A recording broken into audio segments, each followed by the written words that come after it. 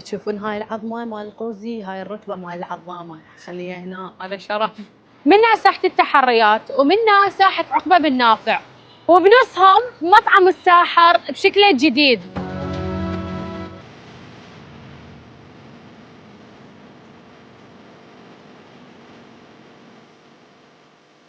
تدخلون هنا تلقون الطلي نايم هيج.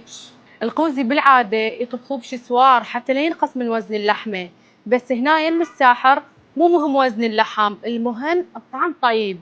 وهذا قصدي، العظمة تنفصل عن اللحم. تعالوا شوفكم العظمة هنا، القلية والدجاج، وهاي مقالي بس تشبه الفراي. هذه فاهيتا الدجاج وكبدة، وهنا تدرون شنو؟ المعلاق. وعين هنا القوزي يم الساحر ينأكل بثلاث طرق: قوزي لفات، وقوزي ريزو، وقوزي العظام المتعودين عليه. وهنا شنو؟ يجيكم كيلو لحم صافي بدون عظم ب 75,000. شوف اللفة مال القوزي تحريها ولا مقسب أكثر، الصمونة اللحم. وهنا ترى الصوص مال اللفات تدرون شنو؟ مو هاني ماسترد، لا، تشرب لحم أحمر، والله أطيب من هاي الصوصات الجديدة. وهذا ريزو القوزي، يعني شنو؟ يعني بروتين، يعني فول لحم. لكم هذا ما ينأكل هيك، لا تموت.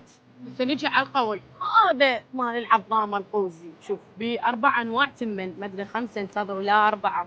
وهذا شنو لازم وياه؟ طرشانة أكيد طبعاً. وهسه تعالوا نسوي تجربة علمية. تاخذ التبسي هيك، خلي شوية بوتيتة، شوية باذنجان، اخذ لنا من هذا السوب، الصوص مالتهم. هسه شنو؟ بروتين ويا التمن. هي بعد دموع راحت اختفت ما ادري وين. القوزي هنا عندهم اللحم الكيلو بيش ب 75، بس عادي تقدر تاخذ نص كيلو 35 وحتى ربعها بتقدر، واذا ما تريد وهذا ب 8 ونص ماعون الريزو للعظامه الكيوت. واذا تريد تغير هاي اللفات مالتهم سعر اللفه ب 3 ونص. طف الكاميرا لان ارداكل ثمن باقي له وحدي.